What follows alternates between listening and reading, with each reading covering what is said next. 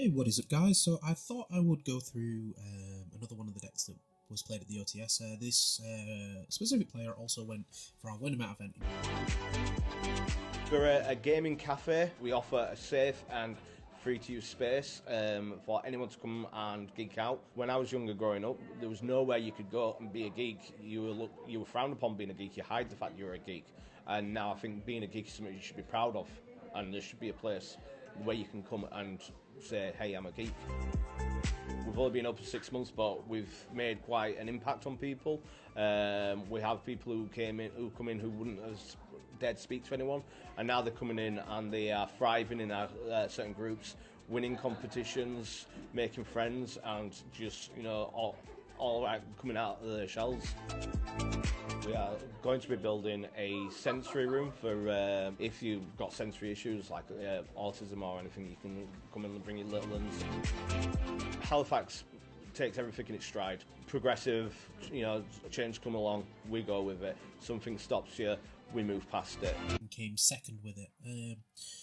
It was close. It was him against Voiceless Voice, and game 1 went on for 40 minutes before he eventually scooped, and then game 2, unfortunately, he didn't have the burn condition at the time to win. I do feel a bit bad for him because he could have done a bit better at the OTS if he didn't get deck checked, because there was some issues with his deck list. Unfortunately, because it was written in pencil, there was a lot of rubbing out, and I think he made the mistake where he was supposed to side 2 evenly matches, but he didn't write it down on his deck list, so unfortunately it meant that he couldn't play the second one. Similar thing with something in the extra deck.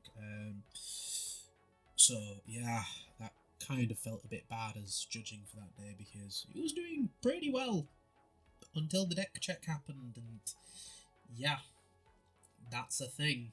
So really sorry, mate, but you did do well at the Wintermat regardless. So I was playing Labyrinth. This is a bit more interesting version of it, because usually I see people that play the Unchained stuff usually play an Unchained monster in the main, but he opted not to, and he was doing quite well with it. Just unfortunately, grinding against a deck that has a lot of hand traps might have just been a little bit too much. But enough of that, let's go into the deck list itself. So there is 1 Ariane, 3 Ariana, 1 Arius, 3 Ash Blossom, 3 Chandelier, 3 Stovey Tovey, 2 Silver Castle, 1 Lovely Lady, and triple Nibiru, which I think is perfectly fine as a list. I don't think there's really any other monster that needs to be added. If there was to be a monster to be added, I think maybe the Red Dog for Unchained, but it's not needed. It can just work on its own, which is fine. The Nibiru play was kind of good though, because there was one point where I did kind of peer over, if memory serves right, where he did go Nibiru Chainlink 1 and Welcome Labyrinth as Chainlink 2, so yeah, that was kind of funny. Just watching an entire field get tributed and your opponent not getting the token. Great. Then 1 Call by the Grave, 2 Goods, 1 of the Labyrinth, 3 Extrav, and 2 Super Poly. So he's opted to go down the Extrav route instead of the Prosp route.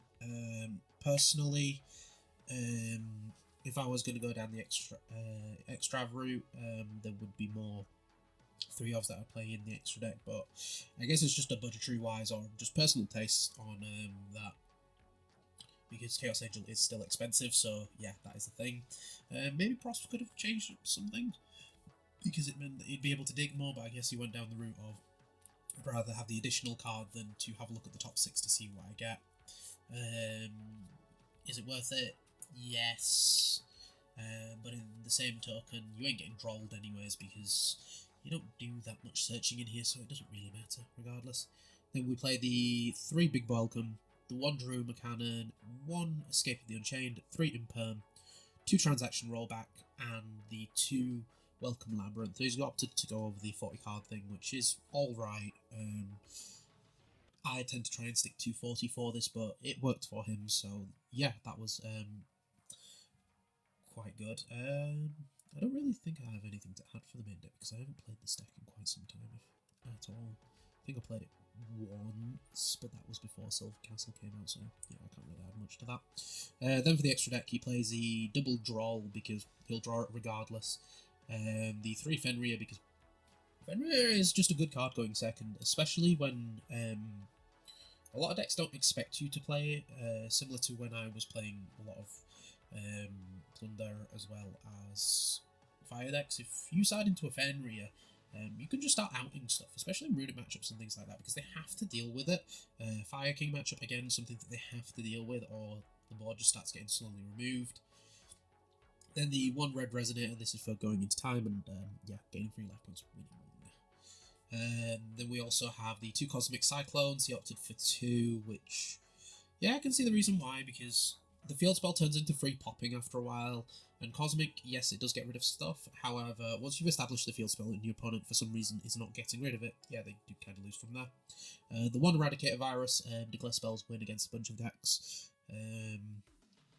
I'm not sure if he actually resolved this all that often, but it just depends on matchups, I guess, because I have seen some players side this as well as deck dev, because deck dev does kind of do a lot. Since we are in hand trap format, if you do flip that up, your opponent can just lose all of their hand traps, so then you can just kind of steamroll them into victory after a while.